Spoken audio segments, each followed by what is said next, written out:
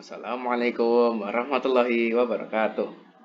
Perkenalkan, saya Ahmad Zufran Maula, nomor absen 2 dari kelas 7B. Pada video kali ini, saya akan menjelaskan tentang surat pribadi dan surat resmi. Langsung saja kita masuk ke materinya. Pengertian surat. Surat adalah sarana atau media komunikasi tertulis untuk menyampaikan informasi antar seorang atau lembaga dengan orang lain atau lembaga lain. Surat terbagi menjadi dua, yaitu surat pribadi dan surat dinas atau resmi. Surat pribadi. Surat pribadi adalah bentuk komunikasi tertulis atau surat menyurat yang dilakukan oleh seseorang kepada orang lain sebagai pribadi, bukan sebagai wakil atau utusan yang berkaitan dengan kelembagaan atau kedinasan ataupun resmi. Tujuan menulis surat pribadi. Yang pertama, untuk mengungkapkan perasaan. Yang kedua, menyampaikan ide. Yang ketiga, memohon bantuan. Yang keempat, bertukar kabar. Yang kelima, menceritakan pengalaman. Dan yang keenam, mengucapkan terima kasih. Nah, kita lanjut ke unsur-unsur surat pribadi. Kita mulai dari tempat dan tanggal surat. Ini didasarkan pada di mana kita membuat surat dan kapan kita membuat suratnya ya. Contohnya, Pati, 24 Mei 2024. Tujuan atau alamat surat. Contohnya, untuk sahabatku Tio di kota Bandung. Lalu lanjut ke salam pembuka. Contohnya, halo Tio. Nah, di dalam salam pembuka ini terdapat kaidah kebahasaan, yaitu kata sapaan yang diikuti oleh nama diri, yaitu pada kata Tio. Nah, salam pembuka ini juga bisa diganti dengan Assalamualaikum warahmatullahi wabarakatuh, salam sejahtera, dan yang lainnya. Lalu kita ke pembuka surat atau paragraf pembuka. Di paragraf pembuka ini biasanya kita menanyakan kabar kepada orang yang kita kirimi surat. Contohnya seperti, apa kabar? Semoga kamu selalu dalam keadaan sehat dan bahagia di Bandung. Sudah lama kita tidak bertemu dan bercengkerama seperti dulu, dan seterusnya. Nah, di dalam paragraf pembuka ini terdapat kaidah kebahasaan, yaitu pronomina persona. Pronomina persona yang pertama yaitu pronomina persona diri sendiri. Contohnya ada pada kata aku dan kita. Lalu ada juga pronomina pada orang yang kita ajak bicara, yaitu ada pada kata kamu dan di kata kehidupanmu. Lalu juga ada pronomina penanya. Ada pada kata apa kabar. Lalu lanjut ke isi surat atau paragraf isi. Di isi surat ini kita menuliskan tujuan utama kita mengirimin surat untuk orang yang kita kirimi surat. Lalu lanjut ke penutup surat atau paragraf penutup. Contohnya seperti, semoga kamu punya waktu luang saat aku berkunjung nanti. Aku sangat menantikan momen-momen seru dan berkesan bersama denganmu. Sampai bertemu bulan depan, Tio. Jaga kesehatan dan semangat selalu. Nah, di dalam isi surat dan penutup surat ini juga terdapat kaidah kebahasaan yaitu pronomina. Nah, yang di paragraf isi terdapat pronomina persona diri sendiri. Ada pada kata aku dan kita. Lalu juga ada pronomina persona orang yang kita ajak bicara, yaitu ada pada kata kamu. Nah, lalu pada paragraf penutup juga terdapat pronomina persona diri sendiri. Ada pada kata aku dan pronomina persona ada orang yang kita ajak bicara, yaitu kata kamu dan kata denganmu. Nah, ini juga ada kata sapaan yang diikuti oleh nama diri. Ada pada kalimat sampai bertemu bulan depan, Tio. Nah, Tio ini termasuk dalam kata sapaan yang diikuti oleh nama diri ya. Lalu kita lanjut ke salam penutup. Contohnya, salam hangat.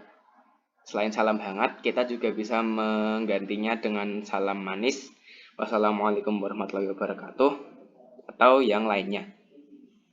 Lalu kita lanjut ke nama pengirim dan tanda tangan. Contohnya, Zufa. Di bagian ini kita juga bisa menambahkan tanda tangan. Namun, di dalam surat pribadi kita juga tidak wajib untuk menambahkan tanda tangan. Namun, lebih bagus jika kita menambahkan tanda tangan kita di antara salam penutup dan nama pengirim. Lalu kita lanjut ke surat dinas atau resmi.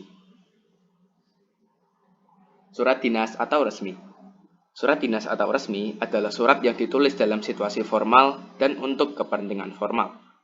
Surat ini dapat ditulis oleh pribadi atau atas nama suatu lembaga pemerintahan, perusahaan, atau organisasi yang ditujukan kepada lembaga.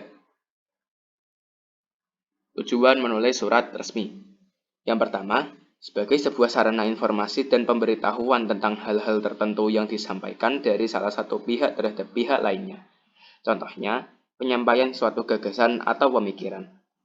Yang kedua, surat resmi bisa berfungsi sebagai sebuah bukti tertulis yang cukup autentik dalam bentuk suatu dokumen yang bisa dipercaya dan dipertanggungjawabkan. Dan yang ketiga, sebagai pedoman kerja dalam melakukan sesuatu aktivitas atau kegiatan karena surat resmi berisi langkah-langkah kerja untuk suatu pekerjaan tertentu. Yang keempat, sebagai sarana pengingat untuk penerima surat baik itu perorangan, lembaga, maupun organisasi.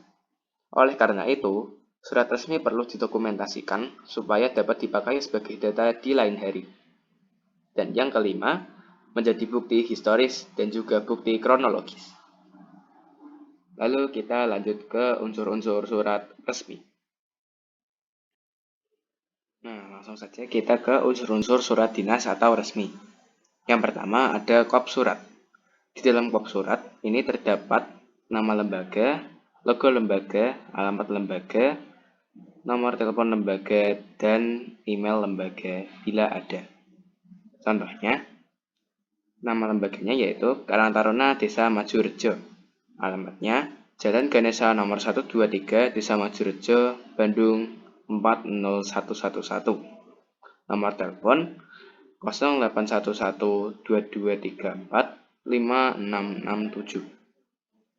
Lalu di sebelah kirinya itu merupakan logo Karang Taruna Desa Majurejo dan di sebelah kanannya merupakan logo Kelurahan Desa Majurejo. Lalu ke tanggal surat. Tanggal surat ini disesuaikan dengan kapan kita membuat suratnya. Di dalam tanggal surat ini kita tidak perlu menambahkan tempatnya karena tempat sudah ada di dalam kop surat. Lalu kita lanjut ke nomor perihal dan lampiran. Contohnya, nomor 001 garis miring KTD MCR garis miring 5 Romawi garis miring 2024.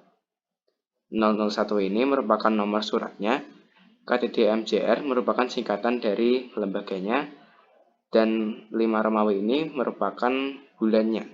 Sekarang adalah bulan Mei, jadi bulan 5 dan ditulis dalam angka Romawi. Lalu tahun 2024. Lalu perihal, persiapan lomba antar desa. Lampiran boleh ditambahkan bila memang ada. Lalu kita lanjut ke alamat surat. Di alamat surat ini kita bisa menggunakan yang terhormat Ketua Karang Taruna Desa Mekarjaya di tempat. Nah, di dalam alamat surat ini terdapat kata sapaan yang menunjukkan rasa hormat. Terdapat pada kata yang terhormat. Dan terdapat kata sapaan dengan pangkat atau jabatan, yaitu pada kata Ketua Karang Taruna Desa Mekarjaya. Lalu lanjut ke salam pembuka. Contohnya, dengan hormat. Salam pembuka ini bisa diganti dengan Assalamualaikum warahmatullahi wabarakatuh, salam sejahtera, dan sebagainya. Lalu isi surat. Di isi surat ini kita menyampaikan pokok-pokok tujuan yang ingin kita sampaikan kepada lembaga yang kita kirimi surat. Lalu kita lanjut ke penutup surat. Di penutup surat ini biasanya terdapat harapan dan ucapan terima kasih. Lalu ada nama dan tanda tangan penulis surat dan nama dan tanda tangan pihak yang memperkuat surat. Nah, di dalam isi surat dan penutup surat terdapat kaidah kebahasaan, yaitu ada pronomina persona diri sendiri. Contohnya ada pada kalimat berkaitan dengan peringatan Hari Jadi Desa Majorejo, maka kami selaku pengurus Karang Taruna Desa Majorejo bermaksud dan seterusnya. Nah, kami itu termasuk dalam contoh pronomina persona diri sendiri. Lalu di penutup surat terdapat pronomina penunjuk umum, dicontohkan pada kata acara ini. Lalu terdapat juga pronomina persona diri sendiri pada kata kami. Demikian video yang dapat saya sampaikan. Terima kasih teman-teman sudah menonton. Dadah.